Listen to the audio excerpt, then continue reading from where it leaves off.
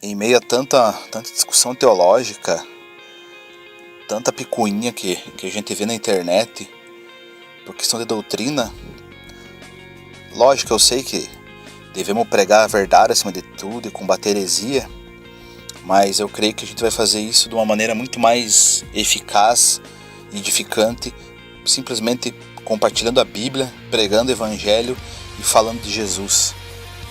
Então vamos direto ao texto do Evangelho de João, capítulo 1, versículo 1, que diz assim: No princípio era aquele que é a palavra.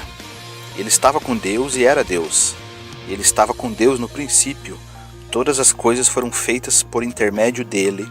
Sem ele nada do que existe teria sido feito. Nele estava a vida, e esta era a luz dos homens. A luz brilha nas trevas, e as trevas não a derrotaram.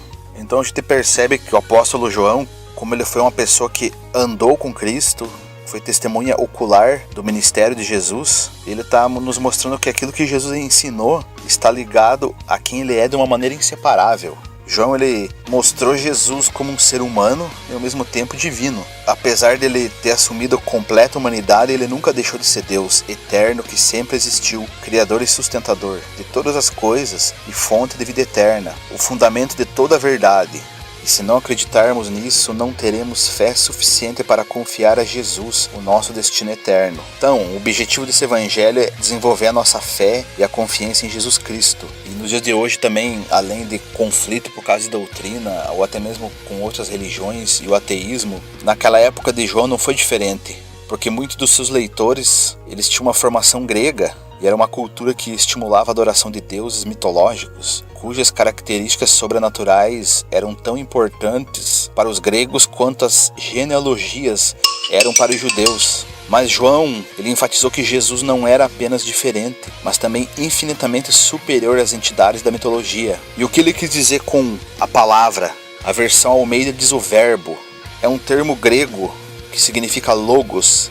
Foi traduzido para o português como palavra ou verbo. Ele foi bastante empregado por filósofos e teólogos, mas com significados diferentes. No caso dos judeus, as escrituras hebraicas tratam dessa palavra como o agente da criação, ou a mensagem que Deus dava aos profetas do Antigo Testamento, a lei de Deus e o padrão de santidade. Por isso que o Salmo 33, versículo 6 diz que pela palavra do Senhor foram feitos os céus e todo o exército deles pelo espírito da sua boca. Provérbios 8:22 diz que o Senhor me possuiu no princípio de seus caminhos e antes das suas obras mais antigas. Está claramente se referindo à sabedoria. Então os apóstolos Paulo e João, eles podem ter feito alusão a algumas declarações de Salomão sobre a sabedoria para descrever a presença de Cristo na criação do mundo. Tem outro texto que eu tenho que compartilhar com vocês que também é maravilhoso, que está ali em Colossenses capítulo 1, versículo 15 ao 17, que diz assim: Ele é a imagem do Deus invisível, o primogênito, sobre toda a criação, pois nele foram criadas todas as coisas, nos céus e na terra, as visíveis e as invisíveis, sejam tronos ou soberanias, poderes ou autoridades, todas as coisas foram criadas por ele e para ele. Ele é antes de todas as coisas e nele tudo subsiste. Ele é a cabeça do corpo, que é a igreja, é o princípio e o primogênito dentre os mortos, para que em tudo tenha supremacia, pois foi do agrado de Deus que nele habitasse toda a plenitude e por meio dele reconciliasse consigo todas as coisas, tanto as que estão na terra quanto as que estão nos céus, estabelecendo a paz pelo seu sangue derramado na cruz.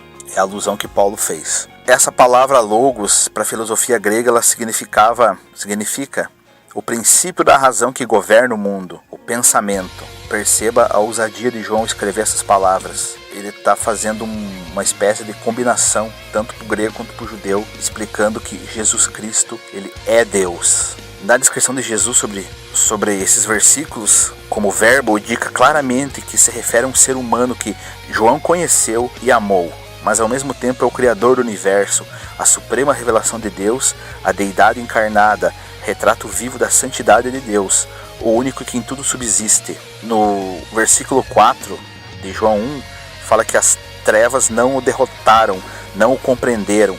Significa que o mal, ele não tem e nunca terá domínio sobre a luz de Deus, Jesus Cristo é o Criador da vida e sua existência traz luz à humanidade.